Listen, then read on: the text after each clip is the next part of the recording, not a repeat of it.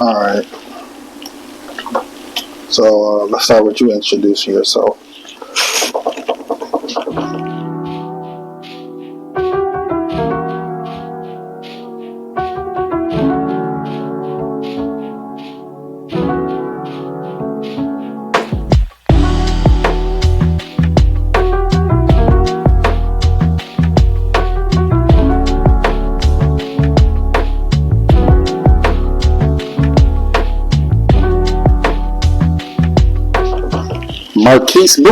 Marquise LeGuan Bowie.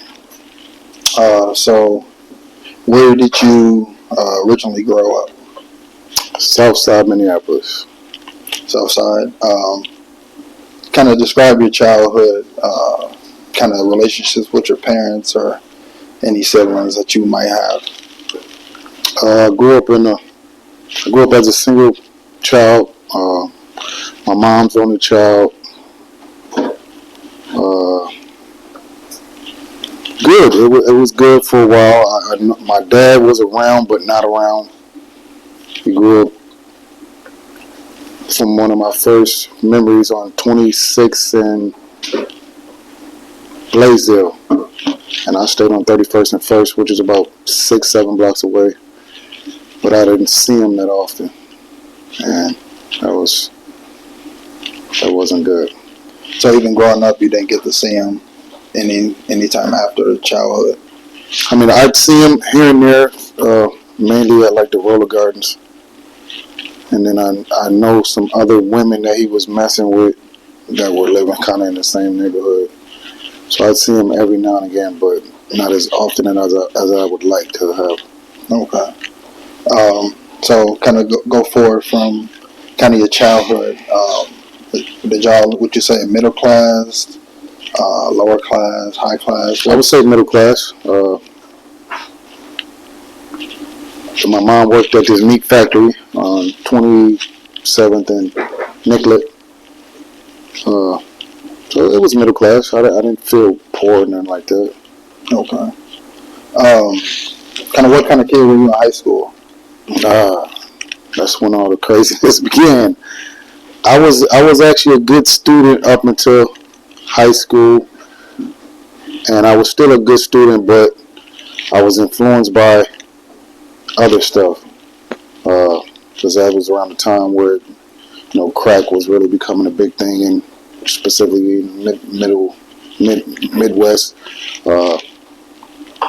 So I was almost basically going into survival mode to try to make sure I got the things that I feel like I needed as far as clothes and stuff like that. And I just got into some mischief around that time going into high school. So was that kind of when you would say kind of crime or whatever kind of started for you? It started a little bit before that.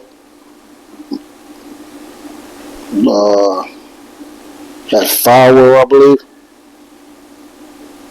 I was actually kicked out of Firewall. I had a razor blade that I got out of the wood shop room, and I was showing it off somehow, some way, and then one of the girls actually went and told somebody, and I think they arrested me for it. I wasn't doing nothing criminal with it, but just the fact that I had it, that kind of gave some people some concern, and then I got kicked out of Firewall.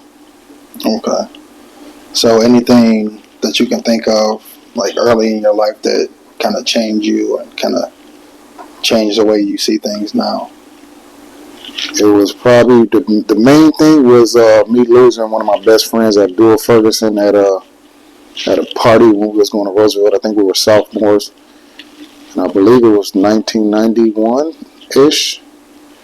And I could see from there everything just went downhill. That was my kind of first encounter with like death, close and personal, and my life just went downhill from then.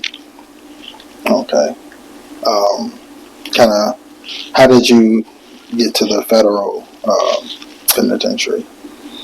I would say indirectly, all the stuff that led from Abdul until I was 32 and went into the federal system, county homeschool, workhouse.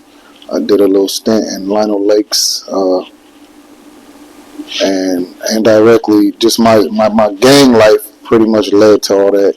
seeing that I was closely associated with gang activity. Okay. So what did you like? What led you into being incarcerated? As far as your charges or your crime?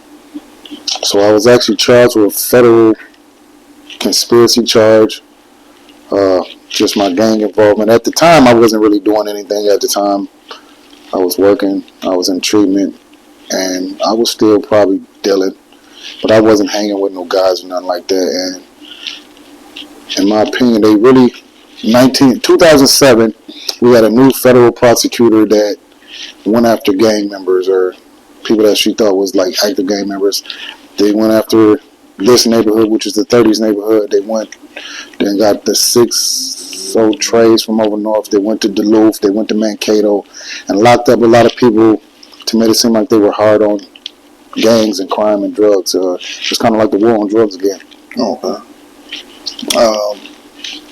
So kind of that day when you're looking at the judge and you're about to be sentenced, like what was kind of going through your mind on that day? Honestly, I just felt hopeless, man. I felt like I had did time for all my prior crimes, and at the time when I was sentenced, I hadn't caught really no new crime. I had caught a DWI in 2007, and I was on house arrest. But other than that, I wasn't really doing nothing where federal prison warranted me getting sentenced to 175 months. And I just felt defeated and hopeless, man, but I made it through. Okay. So the first day in the federal facility, kind of what was that like? What do you remember about that? I feel like I was just in the daze, honestly. Just even going to Sherburne County. I mean, it was a bunch of unknowns because my indictment had 11 other individuals, and a lot of the information on there was blanked out or redacted, is what they call it. And you couldn't even really read what was going on until all 12 of us was in the county jail. And just going, after being sentenced, going to federal prison, I just knew I had to adjust to a new life for approximately 175 months, what I was sentenced to. Okay. So while you're there, in those 175 months, kind of what did you do to make your time go by there? Really started reading a lot of books, rededicated myself to God, started going to Bible studies, just reading the Bible every single day. I started that in the county, but just reading the Bible every day, just really trying to stay out the way. And the crazy thing is, when I went there, they wanted to introduce me to all these other gang members that was the same gang that I was from other states. And I was like, I'm not interested in that. And I really kind of stood to myself and hung out with other like-minded people that was really going to church and trying to change their lives. Okay. So physically I was in prison, but I would just read a lot of books and stuff to take myself to a different space. So how long have you been out now? A little over 4 years. So even coming out from the federal prison, what was your first day out like? My first day out was a combination of the Matrix, a different world, and like life. When I seen life when Martin Lawrence was going to pick up the new warden, and just seeing all this new stuff, new technology, and seeing all this different fashion style. And I caught the Greyhound from Sandstone, Yankton, South Dakota to downtown Minneapolis, and just to be on the bus as a civilian for the first time and seeing a bunch of people just on smartphones and stuff was new. So it was like a culture shock coming back out. Definitely a culture shock. Okay. And then I know you spent some time in the federal halfway house. Mm-hmm. Kind of what was that like? Just a transition from sharing a room with some individuals in prison to sharing a room with dudes out here, and some of them I was familiar with, but to see some of them in there just doing drugs in there, I was like, this is crazy.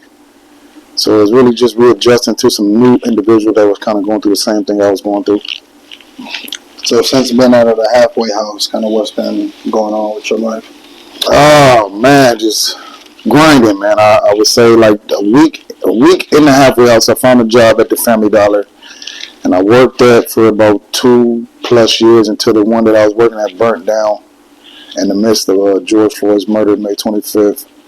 And that just gave me a bigger platform to kind of do some of the stuff that I had wrote down that I wanted to do, mentoring, community service. So now I work at Roosevelt High School as a security monitor. I'm a part of the George Floyd Global Memorial, which consists of talking about art pertaining to the George Floyd Square. I work with this movement called the Agape Movement, which was the public safety advocates out here making sure that our neighborhood didn't burn down. And I just want to be what I needed at a young age. I got that from one of my mentors, Johnny Turnipseed. And just being everything that I needed at a young age as a 48-year-old adult. Okay. So that kind of goes into the next question of like having people who made positive impacts on your life. You got any people like that? Yes, I would say, again, Johnny Turnipseed, a guy that was around my family forever. He was the person that did my mom's funeral when my mom passed when I was in prison, so I wanted to thank him for that and soak up everything he had. I would say Steve Floyd, and this was one of the guys that was preaching this agape movement 30-some years ago when I was going to Fire Oil. Reggie Ferguson, Bridget Stewart, all the brothers and sisters that became a part of Agape.